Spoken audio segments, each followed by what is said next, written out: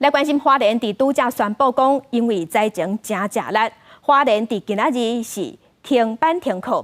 这届这是9·11发生大地震以来上界严重的一届地震。伫地震的中央附近，花莲陆续已经传出灾情。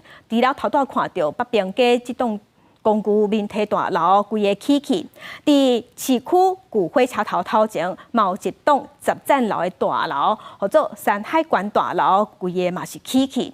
百外的住户即马已经赶紧咧疏散。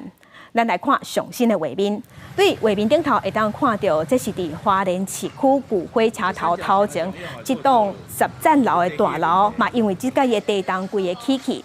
内底是有住上百的住户，已经赶紧咧疏散。这栋大楼的1楼是早餐店，完全拢封地伫下骹。目前也已经咧抢救，唔知影有偌济人掉伫内底。消防人员已经赶紧到位。另外，花莲中德山区嘛规片的山壁，因为即届地震害甲真热烈，嘛已经有崩山的状况。目前嘛也搁在了解。敢有人伤亡？上新的消息是，中央灾害应变中心已经通知高雄、台南、屏东这个特殊队消防人员，赶紧赶去花莲支援救灾。